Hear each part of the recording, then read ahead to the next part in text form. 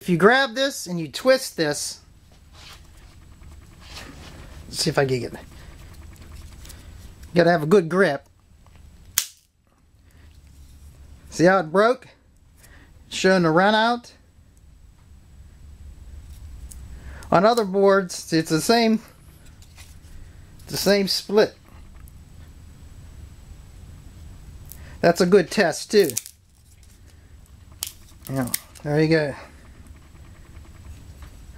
On a good board, or a good brace, when you twist it, like where it's down here, it'll tear and it'll be kind of fibery like. It won't run out like that. That's a good way of testing it also. I mean, you got to sacrifice a brace, but so that's one reason. Only way you can't tell by looking at it the run out. You can look at the grain lines and everything, but the only sure way to tell if it has run out is the split one. What I do when I'm buying a billet from someone and they send me a billet, I'll cut off one brace strip at the end, and then I'll split it, and I'll see how the run out is, and then I'll tape it back to the billet, because if there's some run outs in some areas, it might not work, but it might be straight. It might be straight in other areas where I can get braces out of it. And when I cut that piece, I tape it on the side of the board so that I could tell where the run out is in it, because it will work its way pretty much generally through the board. I got a billet some time ago, and I cut off, as you can see, it's quarter sawed real nice. I hope you can see that. But I cut this section off, and then I went to this point halfway, stood it up, and split it. And this is the results.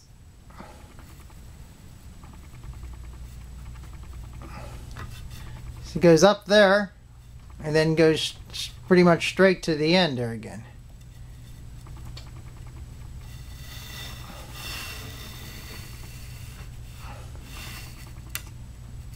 But it has that dip there and kind of wavy. Now there's sections of this that won't work, but there are sections that I may be able to get smaller braces from, finger braces and tone bars possibly. But I'll put that and I'll tape it to the side of the billet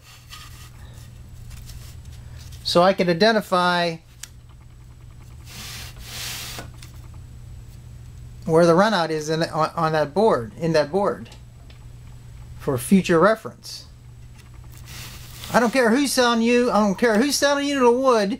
You always, I would always need to test it. At least one strip like that, then you know it. You know for sure what you got. I mean, they'll have the best intentions, but they don't know exactly how that tree's grown like that unless they split every piece of wood they sell out of there. So why do we go through the trouble of the run out? Because we want that to be the strongest of braces, especially at top. You want it to be the strongest, and it's good.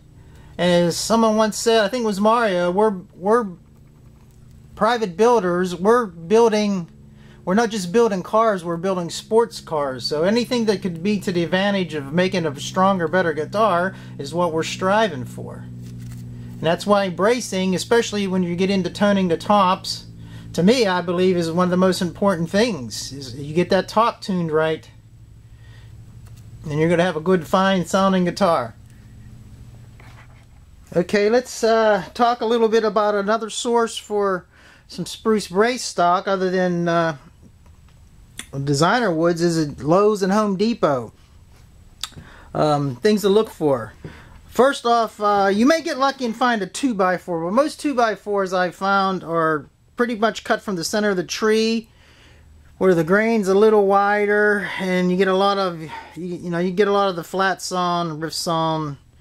Very seldom do you ever get a quarter sawn piece because as they get into the tree, I guess they start cutting more smaller boards, and also maybe the smaller trees they use for 2x4s. But I found that if you go start looking through the 2x6 piles, that you may come across the board, which is really flat sawn like this. You may even get lucky and get a quarter sawn one. But when I looked for like this flat sawn, like I say, if you turn that on edge, then this is like one big 2x6 brace, and it's quarter sawn. So once you get that, and you can look down, you can see the grain looks pretty straight, and you want to look for a board that's pretty clear of knots. This has one there, but you know, it's got a knot there, but there's pretty good wood here. It looks pretty clear. So let's split this one. We're going to take it to the center, and we're going to split it, and we're going to see how the runout is going down through this board. Aim for the center of the board.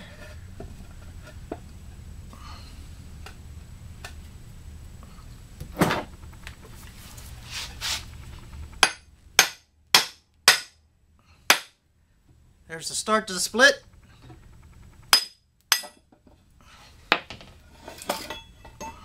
There we go.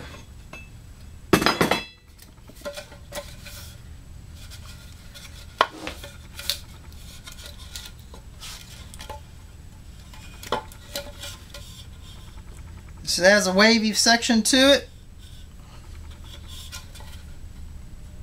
but from here to here is pretty straight.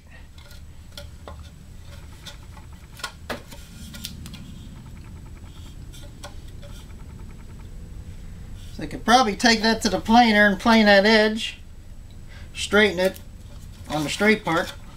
But there's plenty of finger braces you'll get out of that piece, and maybe even some tone bars. You can see where the runout is to the end. Because also on your tone bars, you could consider that they're going to be tapering off near the end, so you might get away with a little bit of runouts. But that's not bad for, I mean, it's probably enough finger braces I'll get out of this for who knows how long. I bought the whole 8-foot piece of the board. That's only a 2-foot section of it. But this is the half. This is a section here that I cut, I split. And as you can see, this is pretty straight here. I don't even really need to take that to the planer, but I could take that to the joiner and straight that so it's perfectly straight, and then use that as my cutting edge and start ripping all my braces off of this as straight edge.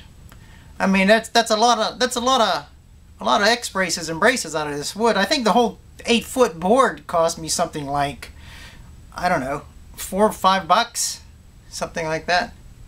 So next time you're in Home Depot and all that, go by the lumber pile and start looking for potential brace stock.